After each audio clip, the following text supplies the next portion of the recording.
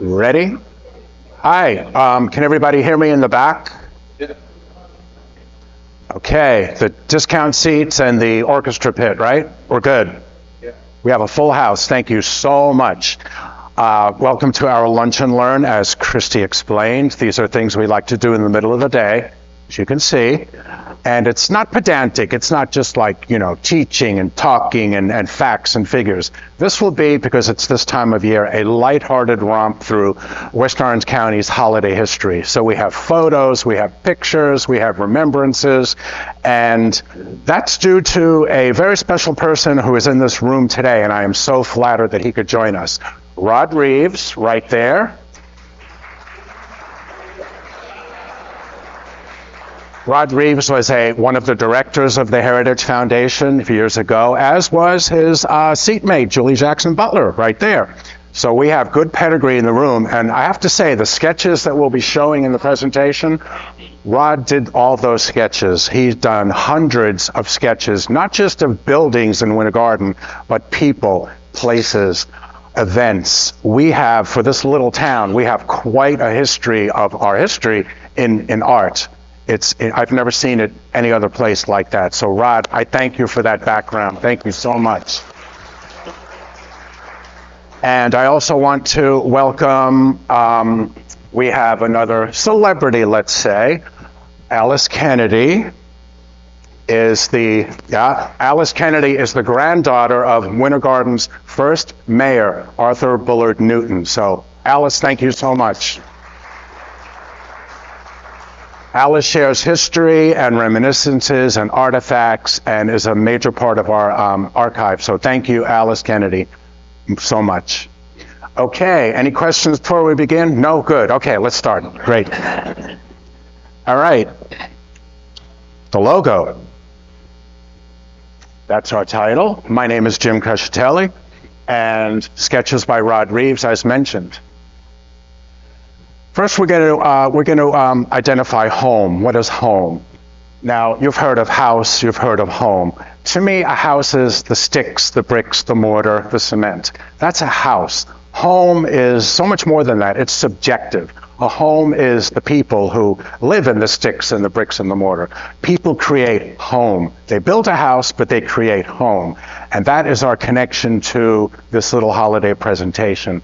It's what we remember from the past and what we're doing in the present. So, home is a place in which one's domestic affections are centered. That's love, likes, family, friends, visitors. What we eat, where we sleep, what we do, how we decorate, that's all involving people. Then we have another definition. A home is any place of residence or refuge. And you can fill in that blank as much as you like. And also, it's a principal base of operations or activities. A home could be a railroad station, could be a school, because it involves people all getting together, creating a home, not just in their house, but without. And we're talking about how way back when we're showing a drawing by Rod Reeves of the Tavares and Gulf Railroad Station down on Joyner Street, which is now the Central Florida Railroad Museum. Who's been to the Railroad Museum? That's good. It's really a nice place. And I took that picture because so many people who went out of the area when this area was developing and growing, people visited. They always, I hear there's so much. People came home here for the holidays. They might have moved to California. They might have gone to New York for business, whatever. Because this was a small town. A lot of opportunities were out. So people came home for the holidays, hence the title. You see what I did there? And that is a railroad station that welcomed all kinds of trains and all kinds of people for over 125 years. And that's the depot right down the street, built in 1913. We also have this depot next door. That's the Atlantic Coastline Depot. Same story, welcome people from afar, either people coming to town to visit or to work or coming home for the holidays. That is in the Atlantic Coastline Depot, another drawing by Rod Reeves. Now, Rod very kindly first sketched the depot, and then for a holiday card we gave out one year, added the ribbons and the green paint. So, imagination. Thank you. So we used that for a Christmas card for a number of years, I think. Right, guys? Yeah. We sent those out as thank you notes also. So railroad stations bring people home, and those are our two rescued depots. The Railroad Museum opened in, I think, 1983, and the Heritage Museum opened in 1998, and they're both thriving. This is from the Tavares and Gulf Railway. Big advertisement was in one of our newspapers from 1932. Our archive contains original newspapers starting in, well, we go back to 1905 with the first issue of the first newspaper called The Ricochet that Arthur Bullard Newton published. Not only was he mayor, he was postman, he was newspaper publisher, he was a citrus grower, he did it all. We call him Mr. First because he did so much first. And, yep, there's the calendar date of December 1932, so it's quite a ways away. And I got a kick out of this, the Merry Xmas citrus crate label. Now you guys are familiar with citrus crate labels. The more, the merrier, the more colorful, the more you are apt to sell your citrus in the auction houses up north. So this one struck me because you see it, but you don't realize that not only are they bringing gold, frankincense, and myrrh to the Christ child, but they're bringing grapefruit and oranges. I love that. And that's from the Holly Hill Fruit Products out in Davenport, which is Polk County, but it's okay, it's close, right? All right, we have people who came to town, who came home for the holidays back in the day. This town had just a couple of hundred residents, maybe anywhere between 250 and 500 people in the early decades. They stayed in places like the Bell House, which was located just up Main Street north of Tony's Liquor.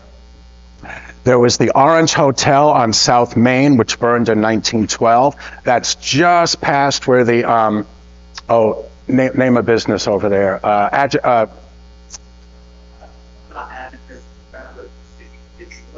Doxology. Yes, Doxology. So it was right on that block, a beautiful wooden hotel.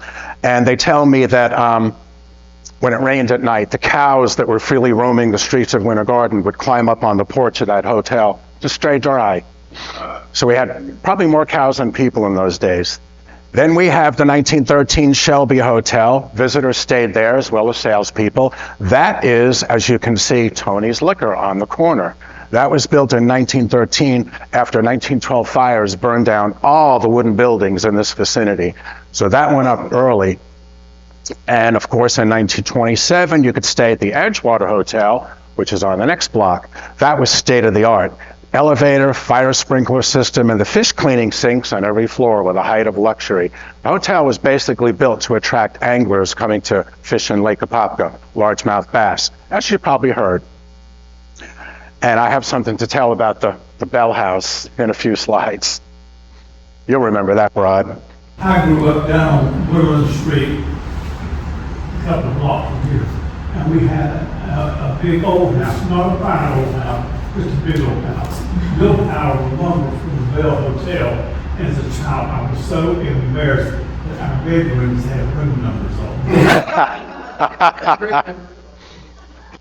I love that. See, tales like that, as short as that was, as sweet as that is, that connects. That's what Winter Garden is all about in so many ways. It really is about the people who worked and lived here, what they remember. So it's memories like that that we collect and write down and just preserve. We could talk about it 50 years later, maybe, Rod? 50, 60 years later? Maybe a little bit more. Okay. So now we're going to look at some of the sketches and some of the places in town that are home. And you may know some of these places. Y'all recognize the Britt Mansion over on East Plant Street coming out under the 429? A big old house right on the corner. That was the center of what they used to call in those days plantation. He had orange groves, a lot of vegetable groves at first, and he also had built houses for his workers in the vicinity, what they used to call quarters in those days. But the mansion looked like that when it was first built in 1928, 1929. Now, Mr. Britt, Morgan C. Britt, made a lot of money in agriculture.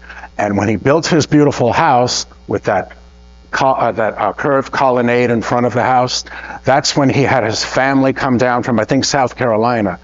Mrs. Britt came with the children. Mrs. Britt saw the front of the house and said, she thought a little bit, and she decided she wanted those columns spread across the front. So that's what they did. They rearranged those columns in front of the house, and that's what you see today. And that is the original. That's the one photo we have of that house when it had the curved colonnade. It's a beautiful place. And we went in a few years ago to take pictures. That's what we do here also. We'll gather staff. Will and I will just get our phone cameras and call people or write to them and say, can we come to your house? Can we come to your business? We want to take pictures. And just about every time they'll say, sure, come on through. Sometimes they'll say, you can do the outside, you can do the barn. We can't let you inside the house. But when they see these faces, they're like, come on in. We want to show you the board and bead walls and the staircase and the original chimney. So we're good. Yeah, and that's one of the photos from downstairs. That was Mrs. Britt's living room. That was right off the front door. There was no hallway in that house. It looks huge, but it's basically a small house. The rooms are kind of small, but you go in that front door and you're right in that room, and there's a hearth. This picture we love. We use this pretty often when we want to show World War II scenes. Will has written a few exhibits about World War II, and this one always figures. This is when, during World War II, we had soldiers stationed at the Kent Signal Corps in Tildenville. Now, y'all know Tildenville. You know where the West Orange County Arch is, the old cement arch for the old country club? That, when it was not a country club in the 40s, after there were some floods, they used it during World War II to house the Signal Corps. And those guys were stationed there, and then the McRae family invited them to their house for Christmas. They basically adopted them. They didn't know them from Adam, those guys, but they said, you know, you're in town, it's World War II, you need a place to go for family, come on home to our house. We love that photo. And we also have a lot of photos from the B.P. Hannon. I'm going to have to ask you a question to double check something. The B.P. Hannon collection. B.P. Hannon was a photographer in Winter Garden who also owned a camera shop. We have hundreds and hundreds of photos in our collection that he took from the 50s through the 70s. Not only do we have the sketches of Winter Garden, we have photographs of life as it was lived, just regular people for 20, 30 years. That was B.P. Hannon. Now, this picture for Christmas mentions Pam and Art Casey. Were these related to the Hannon children or no? They were always Hannon, correct? Because, you know, Pam Hannon, I just wondered if that was something else. So that's not the Hannon children, but it is Pam and Art. People would hire BP to come on the holidays. Say again? A lot of times Mr. Hannon would go on the holidays around to people's houses to make their holiday pictures. Yeah, that's what that is. Okay. I always thought maybe that could be Pam Hannon, his daughter. No. Thanks for the clarification. See, I learn at Lunch and Learn as well. That's Christmas. Yeah, he did all kinds of activities in Winter Garden. Most of the parade pictures we have in the 50s and 60s and 70s, B.P. Hannon. And what's great about those is that behind the floats, you can see all of the businesses that used to stand on Plant Street before many of them just changed or closed. Yeah, there's a Christmas float built by the Chamber of Commerce. And you can see the Kappelman building in the back. You see the General Electric sign up in the upper right corner. That's still on the building, which we love. Even though there's not a television store downstairs, that stays on the building. And that just brings you back. Say again? Who are the girls? You know, I'm not sure. I see different names attributed to them, so I wasn't quite sure. Yeah. I don't know if that's Jody Feltz in the background. No, it's Christmas time, so I don't know. Snowflake or something. Yeah. It's hard to tell. It's definitely early 60s, yeah. And this little stretch of businesses where the snowman is, you see this arched building, that had 3 little businesses in it. That is now where Urban on Plant stands, the skyscraper. Then there's the alleyway, and these 2 little step-front buildings, not the best picture, that's occupied where Oxum is. So you have Urban on Plant, Oxum, and then the alleyway in between. And not many changes on Plant Street. That's very few of the changes that you see are right there.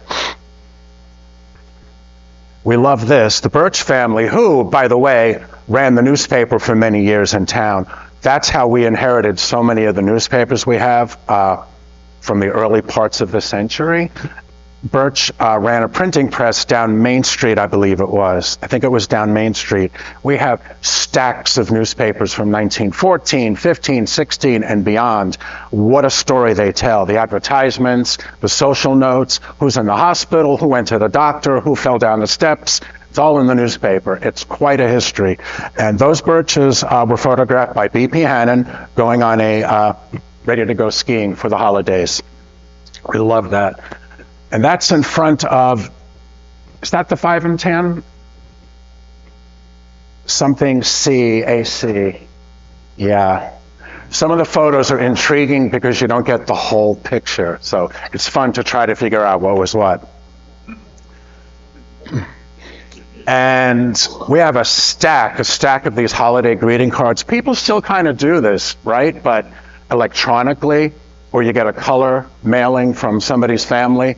And that was actually a big thing back in the 50s and early 60s. And we have quite a collection of those too. There's the Dr. Edward Bradford family, signed as well as printed.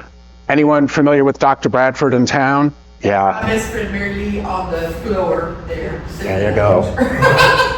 There you go. And then this is Ted and Mary and Kurt and Katrinka Van Deventer's card. He was head of the Rotary for many years. He was our volunteer coordinator, Ted Van Deventer. He's no longer with us, sadly enough. But those are his children, Kurt and Katrinka. We love these. We can go through these for hours and just like I say, especially what's in the background. The backgrounds of these photos fill in so many thoughts about home and what this town looked like. Oh, what's this? Okay, have to insert a little bit of myself. This is a very rare photo from my Crescitelli family. It is the only photo that my grandfather ever took that didn't include his thumb. So this is right after my dad and my Uncle Joe, his brother-in-law, came back from Korea in the 1950s. So they're having a little celebration at the house. They don't have children yet, as you can tell. But that's Dad, Mom, and that's Dad's mother. And that's his sister Teresa, Uncle Joe's wife. And we love this picture because it looks like almost it's posed in a magazine. My grandfather, for the only time in his life, actually snapped, a snapshot of what things really look like. So I have to add that as home for the holidays. I used to go home to Brooklyn every Christmas, but there's not a lot of people left up that way, and it's too cold in winter now. So if I visit, it's August. It's not so bad. Say? It was 18 there this morning. That's right. Your son lives up in Brooklyn. That's right. Now we're going to look at some of the sketches that Rod has done, homes that people recognize and know. These are where families lived in for generations. That is the Willis, what we call the Willis Connell home. It's on Tildenville School Road. I think it's yellow with a white roof, beautifully restored, built about 1905 by the Willises. That's Mr. Willis on his horse. That's that house being constructed. Now to locate where this is, where Tildenville Elementary is? It's right across Brick Road. So Annie Connell, teacher, principal, lived right across the street. And older folks would tell me that, anybody could basically stop by her house, ask advice, hang out if the parents weren't home. She was so kind, so generous. She was there for, at the school, 40-something years, I think. Long time, yeah. That was Annie Connell. The house still survives. We love that house. And the Willis family, they were a pioneer family here in town. They came down with the, Tildens. And Little Oakland has one of the oldest, if not the oldest, structure in Orange County, all of Orange County. This is on, you're going Oakland Avenue past the charter school. You come to Tubb Street, where there's now a stop sign. And there's a 2-story white building on the southwest corner. Do you know what I mean? Yeah. That is what we call the Vic House, because that's the family we know best that lived in that house. Built in the 1860s, used as an inn and run by an English couple. So when folks started to arrive here from South Carolina, North Carolina, Georgia, Alabama, that inn was basically standing. And it later served as Oakland School when Oakland was established in 1886, but the school was up and running before that. And also a private home, the Vicks, and it's been the site of a lot of different businesses over the years, and it still stands, over 160 years old. I'm kind of proud of that. That's West Orange County, Oakland, of course. And that is one of Rod's sketches. Yep. Yeah, I believe now, is it still there, right? Yeah, that's good. Yeah, they've had different businesses in there over the years. I think I remember candles and plants at one time. Yeah. And we love this place. Mayor John Reese grew up in this house at 215 South Main. You kind of see it as you go down Main, 2 blocks, 2 or 3 blocks. It's, and Rod basically counted all the Camelback houses in town, and he says this was one of 3 in town, I believe, right? So you have 1 story, but the second story is basically looks like an addition to the roof of the house. And that's what they call Camelback. We love that house. Like I say, Mayor John Reese grew up in that as a little boy. His parents bought it from Kappelman, yeah. But it survived. So many of the houses, if you know where to look and how to look, we have so many of the houses that survived from 100 and more years ago, right here in this town. And this, gotta say, teacher, artist, and historian Rod Reeves grew up in this house, as he mentioned before, 150 South Woodland. And as Rod filled in earlier, constructed with wood from the Bell House Hotel, and his bedroom door had the number, was it 4? Yeah. Yep. And today it's the home of Bird Accounting, but you look at the house and you just instantly transport it back, right? It has not been changed. It's wonderful. I was there recently, and the people who own it have a business, and they're very much concerned with restoring it and keeping it. But they asked me, was it haunted when I lived there? We have another great picture of Rod, 5 or 6 years old, on a tricycle. And his father took a picture of this angle and that angle of the street and the sidewalk looking towards Britt, where the Britt packing house was. So you have Rod on his little tricycle surrounded by street, bricks, and packing house in the background. And it's quite a snapshot of Winter Garden back in the day. Y'all know this house. Home, I should say. I keep saying house, but these are homes. That was built by the Bray family, related to the McMillans by marriage way early, about 1916, 244 North Lakeview. It's gorgeous. The Brays lived there until Bob Barber and his wife, former Mayor Bob Barber, bought the house from the Brays, and they restored it even further. That house is gorgeous. And then today, descendants of the Bray McMillan family live there, so it's come full circle. So it's like stayed in the Bray McMillan family after a fashion. And it's been featured in movies and commercials over the years, like it says. You've probably seen some of the movies. I can't think of the name. Yeah, that's the big one, yeah. Yeah, and a lot of commercials. When producers want to film Mayberry commercials or small town movies, they come to Winter Garden. There's so many places in town that fulfill that idea that we have. And I love these. There's a lot of houses that look like this in what we call the southeast quarter of town. There's a lot of bungalows built on the former Overstreet Crate Company. This was a man who owned a crate making company that built crates for citrus, but he had a lot of property on the east side of town, the southeast quarter, and he built a lot. He also had groves and vegetable fields. He built a lot of little wooden bungalows for his workers to live in, and so many of those houses still survive. I mean, they're nice. They're nice. They're street after street. You go to 1st, 2nd, 3rd, 4th Street, 5th.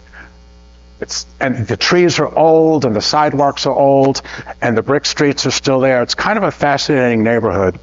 I love it. It's nice and quiet. I hope it stays that way. And y'all know, okay, we mentioned the Willis home from earlier, who built the house on Tildenville School. Well, they also had houses on Tildenville School Road South and Oakland Avenue. The Willises were citrus as well. So they built houses. The families grew. People in those days didn't move away. They tended to just, okay, we've got a few kids, let's make the house bigger. Okay, he's getting married, let's build him a house. That's like that big house that you see on Tildenville School, what they call Meadowmarsh, the big white mansion with the curved end. Yeah, that was built by Luther Fuller Tilden, started that way about 1910 for his son Luther Willis Tilden. There's that Willis connection. He built the house for his son. It was one story in those days. And Luther Willis married across the street, I can't think of her last name, but anyway, they had a lot of children. That house grew as the family grew to what you see today. So that started out as a Luther Fuller Tilden home. He built it for his son. And that's what people did in those days. And that's one of the later Willis homes on Oakland Avenue. He decorated the tree that was like a Christmas tree in front of his house every year. And I believe that's the one that is still there in the property. Some of the lower branches have gotten old, but they've developed that lot. So the house is no longer there, but they developed that lot, and I believe that's the tree. That is Bob's tree. It's very tall. The picture doesn't do it justice. But he, I think in the year 2000, Christmas 2000, Bob Willis said, I don't feel up to decorating the tree. I'm just not well. He was a member of Oakland Presbyterian Church. Those folks said, well, we'll do it for you. And they all pitched in and decorated that tree one last time for Bob Willis. That's another one of those little stories. We love this. Mary V. Tanner, VEA, Mary V. Tanner. She was the wife of long-serving city clerk E.M. Tanner. Tanner Hall's name for him. Well, she was an artist, artistic inclinations. She took a lot of old television sets, gutted them. I don't know what she did with all the tubes. Remember the tubes? I don't know what she did with all the tubes. But she decorated the inside of each of those little TVs with Christmas scenes. I think there were about 25 of them. And wasn't there a display? I think there was an opening at the museum in those days, yeah. And then the Methodist Church used to display them up and down the halls every year because that's where she went to church, and they used to display them at the Methodist Church. Great, thanks. So we love those. We have a couple of boxes of the items that were inside the television sets. I wish I had the television sets. They're in an attic someplace, and who knows, right? One of these houses, yeah. And we say that because we're always being donated things from people who come in and say, I finally went up the attic. I finally looked under the bed in the guest room. Here's this poster. Here's this composite of Lakeview High School students from 1941. Would you like it? It's like, yeah. So if you know people who've got attics and, storerooms, big sofas, tell them, take a look and let us know. We'll save anything that has to do with Winter Garden in West Orange County. And y'all know the Williams house on Oakland Avenue. Yeah, this was, that's a pretty good picture of it. That was the second Sadler home built by Thomas Hardy Sadler, I believe, in about 1905. He had a smaller White House that stood on the property, a typical vernacular, what they call two-story cracker house in those days. And when he made his money, there was a big freeze, 1894, 1895, where everybody lost their groves. A lot of people moved out. Some people stayed, bought up the property real cheap. They wanted to do citrus. They knew they'd have to wait a few years to plant new seedlings, to have them come to fruition. So they grew vegetables in the meantime. And with vegetable money made from those profits, say from 1896 to like 1905, 1910, a lot of the families along Oakland Avenue in Tildenville, that's when they built those palatial homes that we see today. And that was built about 1905. Still fronts Oakland Avenue, but the two-story White House was moved to the back, divided in two. One still stands on the little alley road going past this house, and the other half stood in the back. And it's no longer standing. I think it just it wasn't viable anymore, so they had to take it down. But behind this house now is an original barn, and this was one of the places where we wrote to the folks who lived in the surviving half of the original white building. We wrote and said, can we come and take pictures of your house? And those were the ones that said, you can do the outside in the barn, but, you know, we live in the house, so you can't really go in the house. Okay. Well, like I say, they saw this face. After a while, the gentleman said, you know, you ought to come in. I'm going to give you a tour. That's where we took pictures of every room, every piece of furniture. And at one point, we're up on the second floor. We go in one door, and there's a lady in a rocking chair reading a book. He goes, that's my mother-in-law. We said, hello, how are you? Took a picture, went into the next room. So funny. That house is fascinating, that original. And it's been beautifully restored, the one that those folks live in. One quick story about the Sadlers. I think this probably was unique in America. He was president of the bank when it failed in 29, and all of his depositors lost all their money. And it took a long time. But Mr. Sadler repaid out of his own pocket. Yep. Every dime lost to those people. Every time. Now that's amazing. And the family is so quiet that we were working on a book about Oakland. That story was told, and someone said, can anyone confirm it? I said, wasn't that your grandfather? I think it's a story true. Yeah, it's true. It's true. They always say, well, I've been told, could be apocryphal, but Oakland, Tildenville people are a little bit quiet. Here in Winter Garden, not so quiet, right? Right. Yep, and you've probably seen this display. It's up and running again this year. It's pretty cool.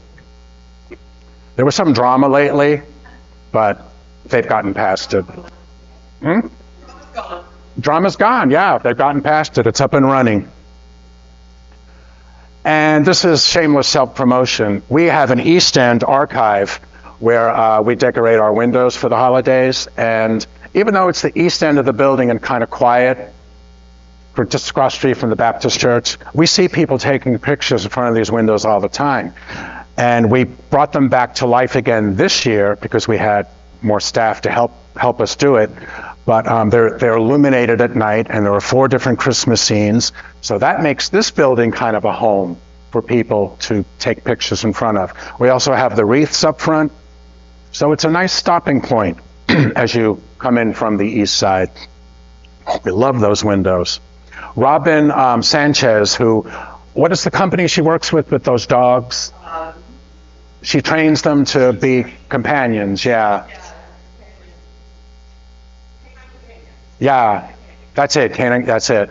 And she comes and helps us, she comes and helps us do the windows every year. She'll say, I think I have some stuff around the house for your windows. And she's got like boxes, so we're great. It's all about volunteers, you know. And I wanted to ask someone about this float. I'm glad Rod and Julie are here. That's the Heritage Museum. Shortly after it opened in 1998. But there is a parade float, I think. Yeah, come and take a look, Julie. And it's all along. I don't know if this was a parade float or something. Treetop tender. Right? Yeah, it's hard to tell. Intriguing. Might have been part of a parade, but there wasn't a nighttime illuminated parade, right? Not that I know. Yeah, not that I know of. That. Right. That appears to be a decoration in front of the building. Just sitting there, like sitting where the caboose is now before So we you got had the a nighttime caboose. view and you had a daytime Yeah. Okay. So, yeah, because we probably maybe didn't have the caboose yet. Right, the caboose isn't there yet, that's right. So that's before 2000. Yeah, it must be 98 or 99. Yeah, you're right. Well, that was attractive then. It drew people. Sure. Okay, we'll revisit. And several years now for the holidays, Winter Garden has marked the beginning of Hanukkah, Festival of Lights, with a giant menorah display on the west side. This year, I think it's in the Butterfly Garden. So, right at the police station, right? Yeah, I think they're doing it in the Butterfly this year. Yeah, they might have moved it. Yeah, I thought I read something. But, yeah, that'll be Sunday, December 14th at sundown. Right. And I like to thank always the city of Winter Garden. It's a known fact they own the buildings that house the two museums, and they have a nice agreement with us to operate them as museums. So they actually decorate the museums for the holidays, and we're grateful for the city of Winter Garden for doing that. So I did want to mention them. You see the great job they do up and down Plant Street for the holidays. It's incredible. Yeah, Julie. I'm also going to plug, if anybody doesn't know this, on the corner of that museum building, facing the clock tower in the middle of downtown, is a live webcam on YouTube, 24/7. Go to YouTube, search Downtown Winter Garden, and it pulls up, and that's how we watched. We were sick last year, we all had COVID, we watched Light Up Winter Garden and the Christmas tree and the golf cart parade, and it's never left our bed. Yes. So it's a great, I think Advent Health is helping, Advent Health is a sponsor of that. Advent Health is a sponsor. I think this time, right, exactly. It's gotten millions of views around the world, and it runs 24/7. And it's funny that, like, after a long day at work, I'll go home and, they have the TV on, and it's that. It's like, did I leave work this? I'm still on Plant Street. Right? Exactly. We're almost to the end. I feel like I've been at this for hours and hours. We wanted to show you this. We have, this gives me chills. Our second big project, aside from the museums, the Edgewater Hotel we rescued from demolition in 1998, 1999, and that eventually led to the formation of the Winter Garden Heritage Foundation. In fact, it was formed ostensibly to save the hotel. A lot of factors, a lot of people helped. Garden Theater was another big project of ours. A lot of people helped. This was 2003 to 2008 during a capital campaign that brought the theater back to life as a performing arts center. It was for 30 years before that, when it closed in 1963, a warehouse for Pounds Motors that was on the corner. Mr. Pounds basically bought the building and stored tractors and parts, but he never destroyed the front of the building. Gutted the inside. I mean, he needed the room. But when we brought it back, they tell me that nobody really remembered what the inside looked like. They wanted to recreate the inside as much as they could the way it looked when it was built in 1935. One of our former board members, Herb Lipscomb, he's a movie person. He happened to take photos of the inside of the Garden Theater in 1960. He says, I have those pictures. Maybe we can use those. And we did. We got as close to the original with the Romeo and Juliet balconies, the stage apron. It's pretty cool that we could do that. And again, people who lived in this town just took an investment in what they grew up in. They went to the movies, they went here, they went there. They took pictures, they had memories, and it all helps us preserve history.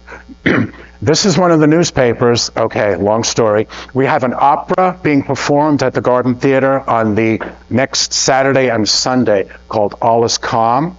It basically is about the Christmas Eve truce of 1914, when the English and the Germans on the front line just decided, let's have a Christmas celebration. Let's stop this and do Christmas. And they did. So we have it. Yeah, it's really something. And that is going to be recreated at the Garden Theater by a professional troupe. So there are tickets available. If y'all want to visit us Saturday night or Sunday matinee, you can go right online to wghf.org, go home for the holidays, look for the opera. We'd love to see you. There are some seats left. And what we did in our archive, we were looking, do we have anything for 1914 that we could use for publicity? We have a Christmas Eve 1914 newspaper. That is the newspaper that was printed the day that happened over in Europe. That is so thrilling. There, it passed. Okay, I just wanted to say also, if there are any questions or corrections, like I say, it's lunch and learn. I'll have my lunch after. Cold pizza, love it. But I'm learning a lot from you people. Does anyone have any corrections or updates or questions? Julie. For you or Rod or anybody, when was the first Christmas parade here? You know, we found that out. Do you remember the date? We did dig it up. Parade. I do not remember, but it would have been in probably 50s? something like In the that. 50s? I think it was after the war. Okay, so there's some of the photos we have are like early 50s. Yeah, exactly. Great. We know the people in them. Exactly.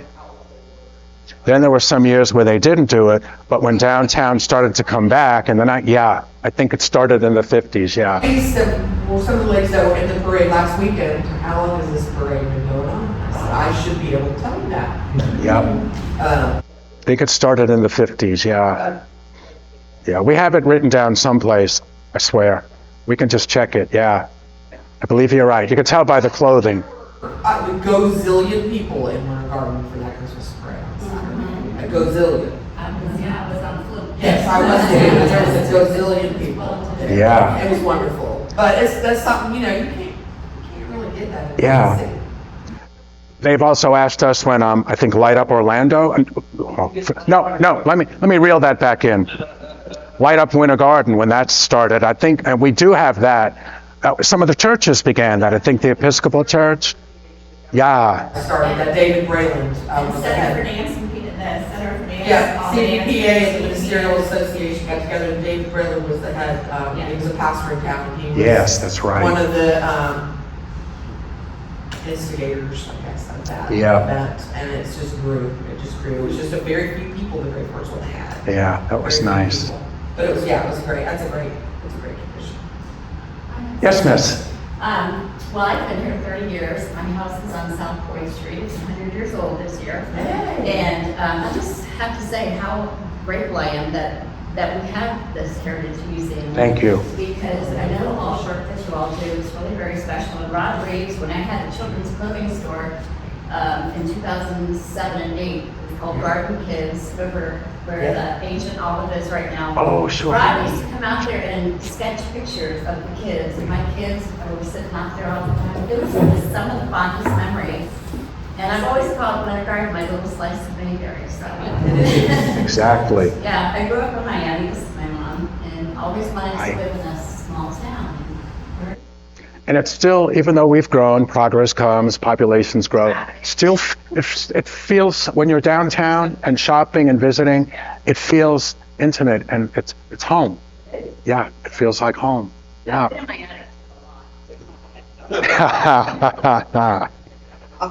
Right. Not that house. Yes, miss. Something. My ancestors were part of the New Smyrna development back in 1700. So I worked in the historical museum over there, and retired. But anyway, I am just so impressed with the way, excuse me, my eye water, this town has organized and developed. I mean, I've watched it for 30 years with her. It's planning is amazing. Yeah. It's kept that old town feel. You drive in Plant Street from Dillard, it's so impressive. I just think it's just amazing. They did a wonderful job after the downturn of the freezes of the 80s, the early 90s. And when you think about it, a handful of families who lived here and grew up here said, we're not going to let this dry up and blow away. We have architecture, we have a hotel, it's closed. What can we do to bring people here? So Main Street, the Main Street movement, Winter Garden Heritage Foundation, lots of donors and donations, and people just pitched in, like you say. They didn't want it to go away like so many other little towns and cities. My husband and I had a business that we used to do business with Valbro. Oh, sure. Yeah, for years. When we came here one time, I thought, really, but I mean, way before it started really developing. And downtown Brown, we had lunch there. Yeah. Well, and the Orange Creek Cafe is where Dad. Oh, George used to Oh, be. yeah, that original one. Yeah, true. And just the way it's grown so beautiful. Speaking of Valbro, their little building that they had over there, that was a Coca-Cola distributing building. Oh, really? And when they made the parking lot a few years ago, the warehouses that the warehouses were kind of They were just metal warehouses built, not really historical, but they came down. And I was talking to one of the workers who was doing the site where the Coca-Cola bottling plant was. And I walked by and I just said offhand, "Did you find anything interesting from Coca-Cola when you were digging?" He says, "Yeah." And he pulls out this bottle from like 100 years ago. Wow. I said, we have an archive and a history center, do you think? Give me that bottle. He says, "No, I'm going to check on eBay." But we have plenty. We do. We have our bunches, yeah. That's so cool. Anybody have any other questions? Yes? The theater downtown, when was the year that it was renovated with the seating? 2003 through 2008. It debuted. It reopened in 2008. Yeah. Yeah. I used Yeah. to watch it. Stand So in the sometime rain, we should- store. Yeah. Watching the minutes. Sometime between then, and it opened in 2008? It opened in 2008. Yeah, it closed from 1963 to 2003. Was that Pound's Warehouse? 1935 to 63, it was the theater, and then 63 to 2003, it was the warehouse, and then 2003 to today, it's a functioning. Yeah, exactly. And the city owns the building, and I know there's been talk, there's been questions. They ain't gonna let it go, and we're proud to be in there this season. If they don't, Yeah. They're not letting anybody buy it. No. They promise it. That's a gemstone. Yeah. Anybody else? They're also the absolute wonderful. It's all wonderful. I'd like to know if this nice lady has any memories related to her grandpa. Oh, memories of your grandpa. Not really, I was 3.5 when he passed away. So my grandmother was around her early years. And she taught me to read and loved reading and things like that. It's a very downtown place that we lived here. Lived here from 1958, and I'm probably gonna move back in soon. Oh, yay! And your son is Art. No.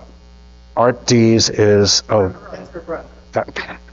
that's your brother. Art Dees lives with his wife in Defuniak Springs, and they come down and visit. We film him, we ask him questions. Art has so many stories, because he lived here. The family owned a grocery store at the Dees store over in Oakland, on Oakland Avenue in Tubb, northeast corner. And we have a ton of photos of that too. Tiny little store with a little butcher part attached to it, I think, a little meat locker, I think. Yeah. And you see the guys the young kids out front with the brooms, sweeping the front. It's so cool. Yeah. I'd like to thank the Heritage Foundation for the wonderful job that you all do. Yes. We're so blessed. Thank you. Thank you all. Will is our writer and curator for exhibits and Man About Place. I'm operations and program director and Man About Place, but we have an executive director named Christy Karst-Goldman who came on in March. Christy has brought us forward with excitement. I mean, we had oranges and ornaments. We have an opera. We're going to have a pickleball tournament in February, plus all the things in between. Christy, thank you so much for keeping us vital and wonderful. This is what we love. That people, here you all are here in a revitalized town to hear about our history, some of the personal stories that we've, that you all have grown up with. And we love it. So thank you all so much. Any other questions? There's pizza and drinks. You have time. Enjoy. Talk amongst yourselves. Whatever you like. Thank you so much.